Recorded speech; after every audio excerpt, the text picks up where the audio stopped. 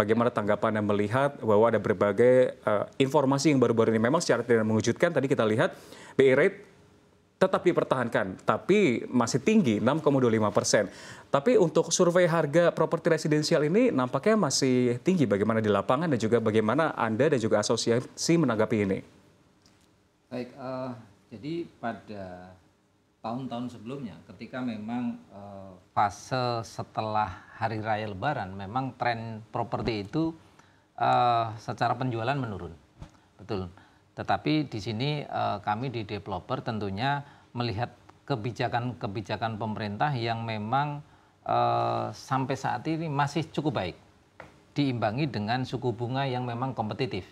Seluruh perbankan menerapkan bunga yang kompetitif itu sangat menguntungkan bagi konsumen tentunya. Ada banyak pilihan, tetapi ketika nanti masa berakhir PPN yang tadi disampaikan, tentu ini akan cukup berpengaruh kepada konsumen dalam menentukan pilihan untuk membeli rumah.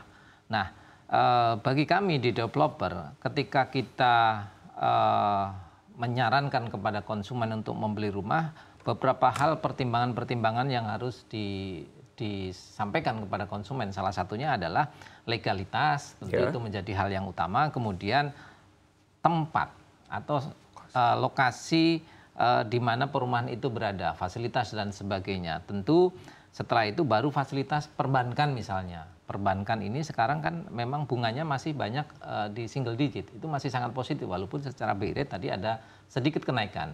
Bagi kami di developer dan konsumen belum begitu berpengaruh. Tetapi ketika kita bicaranya adalah PPN, nah itu sangat berpengaruh. Kenapa saat ini properti juga sedikit mengalami kenaikan? Baik. Karena faktor utamanya adalah faktor material building yang memang secara umum itu naiknya luar biasa. Bagi kami material building itu apalagi besi gitu ya. Besi itu naiknya cukup signifikan.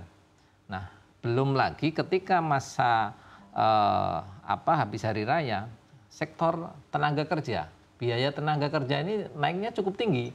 Karena biaya tenaga kerja adalah komponen sekitar 30%. Kita harus keluarkan untuk membangun satu rumah itu 30% ada di tenaga kerja.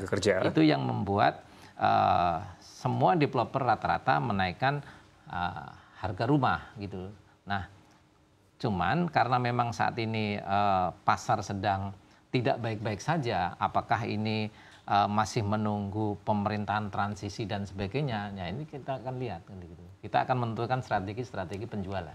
Baik, Mas Solikin. Sekarang saya bertanya kepada Mas Joshua. Ini paling menarik ini kan, karena walaupun memang tidak mengejutkan untuk bulan ini, tapi pada saat bulan sebelumnya ini ternyata mengejutkan di luar ekspektasi pasar, naik 25 basis point.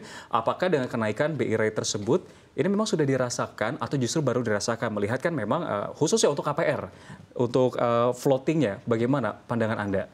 Ya, memang kalau kita lihat dari transmisi penyesuaian suku bunga acuan Bank Indonesia itu cenderung akan bervariasi ya. Artinya tergantung lagi dari sisi kondisi likuiditas masing-masing bank dan juga bagaimana kondisi dari risk appetite dari manajemen bank-bank tersebut ya. Dan kalau kita lihat secara umum dari sisi risiko kreditnya cenderung cukup terkendali ya, khususnya untuk kredit kepemilikan rumah KPR.